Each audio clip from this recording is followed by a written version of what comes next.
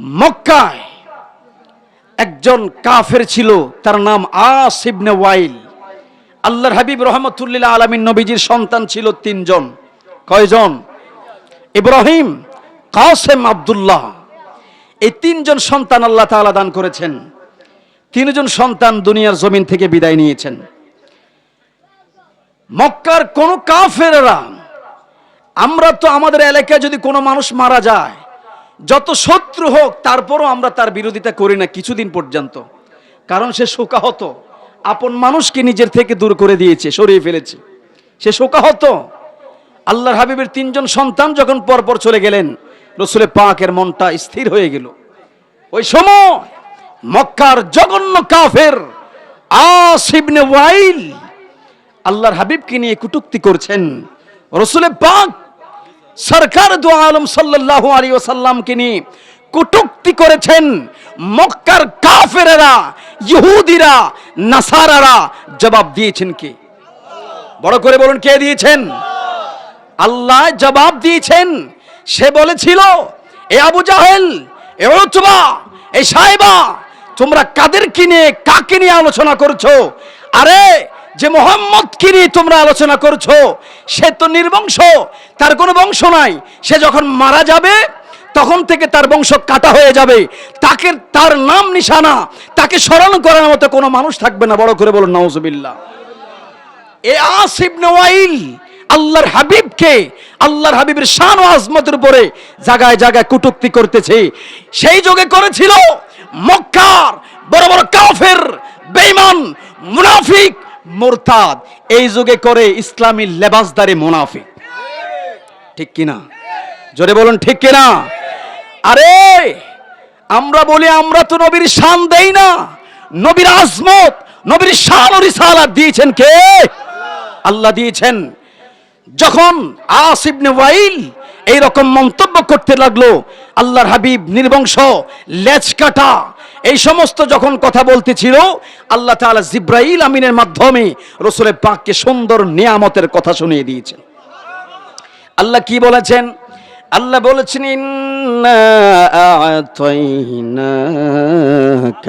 কাউসার। সবাই বলুন, ইন্না আ'তাইনাকাল কাউসার ফাসল্লি লিরাব্বিকা ওয়ানহার ইন্না শানিয়াকা হুয়াল আবতার। আল্লাহু আকবার। আল্লাহ বলেন, বন্ধু নিশ্চয় আমি আপনাকে কাউসার আতা করেছি, কাউসার দান করেছি। তাফসীরের মধ্যে আছে কেমন কাউসার আল্লাহর নবীকে দান করেছেন। বহু উলামায়ে কেরাম আছেন, আতাইনাকা, আল্লাহর হাবিবকে আল্লাহ তাআলা দান করে দিয়েছেন। দেখুন কেমন নিয়ামত দান করেছেন, কাউসার। এটা কাউসার তাফসীরে সাওয়ীর মধ্যে আছে এবং তাফসীরে সফওয়াতুত তাফাসিরের মধ্যে উল্লেখ আছে। আল্লাহর হাবিবের শানমান কেমন, কত নিয়ামত আল্লাহ দান করেছেন, খায়রান কাসীরা। এত নিয়ামত, এত নিয়ামত, দাইমুন ফিদ দুনিয়া ওয়াল আখিরা, যে চিরস্থায়ী নিয়ামত, যেটা দুনিয়াতেও থাকবে আখিরাতেও থাকবে, সেই নিয়ামত আল্লাহ তাআলা নবীকে দান করে দিয়েছেন। বড় করে বলুন সুবহানাল্লাহ। তাফসীরের মধ্যে আছে, তাফসীরে জালালাইন শরীফের মধ্যে আছে, আল্লাহর নবীকে আল্লাহ যে কাউসার দান করেছেন, যে কসরত দান করেছেন, এটা ইলমের কসরত, এটা হায়াতের কসরত, এটা নিয়ামতের কসরত, এটা খাজিনার কসরত। যত নিয়ামত আছে আল্লাহ তাআলা নবুয়তের কসরত নবীকে দান করেছেন, কোরআন নবীকে দান করেছেন। আরেকটি নিয়ামত দান করেছেন, সেটা শাফাআতে রাসূল। বড় করে বলুন সুবহানাল্লাহ। আল্লাহ তাআলা কাউসার নবীকে দান করেছেন। কেমন কাউসার, কেমন কাউসার? কাউসার কি বলা হয়েছে? হুয়া নাহারুন ফিল জান্নাহ, এটা জান্নাতের একটা নদী। আল্লাহু আকবার। আরো বড় করে বলুন আল্লাহু আকবার। কেমন নদী? যেই নদীটা প্রবাহিত হয়েছে ইয়াকুত এবং পাথরের উপর দিয়ে। সুবহানাল্লাহ। যেই নদীটা প্রবাহিত হয়েছে ইয়াকুত এবং পাথর, ইয়াকুত পাথরের উপর দিয়ে প্রবাহিত হয়েছে, বড় দামি পাথর দিয়ে প্রবাহিত হয়েছে। আল্লাহর হাবিব বলেছেন, আমাকে আল্লাহ তাআলা এত নিয়ামত দান করেছেন। কেমন নিয়ামত দান করেছেন? রাসূল পাক মসজিদে নববী শরীফের মধ্যে ত্রন্দায় আচ্ছন্নিত আছেন, ঘুমাচ্ছেন। ওই সময় আল্লাহর হাবিব মুস্কি হাসলেন।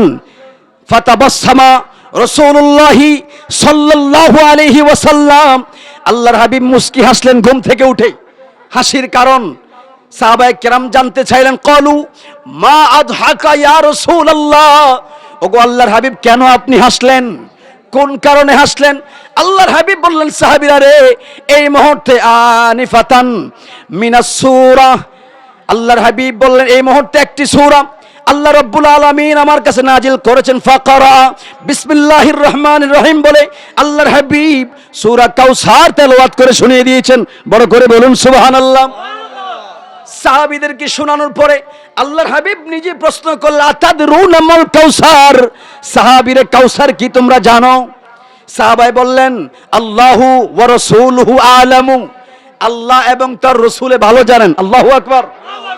সাহাবীদের আকীদা হচ্ছে আমরা যা জানি তার চাইতে আল্লাহ এবং তার রাসূল বেশি জানে। ঠিক কি না? এই যুগে কিছু মানুষ বলে আমরা রাসূলের চাইতে বেশি জানি। নাউজুবিল্লাহ। আছে কি না? কিছুদিন আগে আপনারা দেখেছেন, তিনি বলতেছেন যে আমাকে তো ডিগ্রি আছে, আমি ডিগ্রি অর্জন করেছি, আমার বহু ডিগ্রি, এই ডিগ্রি তো রাসূলের নাই। জোরে কন্যা নাউজুবিল্লাহ। এই জন্য রাসূলের ভুল হতে পারে, তার নাকি বলে ভুল হতে পারে না। আরে শত ডিগ্রি একত্রিত করলে কি শাফিউল মুজনাবিন হওয়া যাবে, রহমাতুল্লাহ আলামিন হওয়া যাবে? পারবে না। আল্লাহ তো সেই মর্যাদা, সেই আজমত, সেই রিসালাতের মাকাম, সেই নিয়ামতের মাকাম একমাত্র রহমতের নবীকে দান করে দিয়েছেন। বড় করে তো আল্লাহ নবীকে কাউসার দান করেছেন। শেষ করে দিচ্ছি, আল্লাহ নবীকে কাউসার দান করেছেন। সে কাউসার আল্লাহর নবী বলছেন, সে কাউসার এত নিয়ামত, যেই নদীর পানি এটা মধুর চাইতে আরো বেশি মিষ্টি। ওয়া আবিয়াদু মিনাল লাবান, এটা দুধের চাইতে আরো বেশি সাদা। এটা এত বরফের চাইতে আরো ঠান্ডা। যখন কিয়ামতের ময়দানে উম্মত পিপাসার্ত হয়ে যাবে, তৃষ্ণার্ত হয়ে যাবে, রহমতের নবী আকাশের নুজুমের মতো তারকা যেমন দেখা যায়, সেই রকম তারকার টিউবওয়েলের মুখ বের হয়ে যাবে।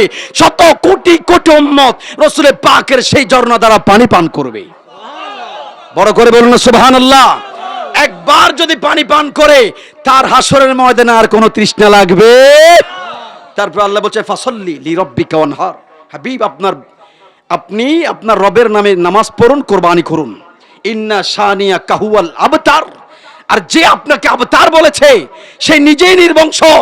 এখন পর্যন্ত আবু জাহেল, উতবা, সাইবা, মুনাফিকের কারো শান-মান আলোচনা হয় না, কিন্তু নবীর শান আছে কি নাই? কিয়ামত পর্যন্ত থাকবে কি না? আমরা নবীর পক্ষে থাকতে চাই কি চাই না? দুই হাত তুলে মুসলমান বলে থাকতে চাই কিনা?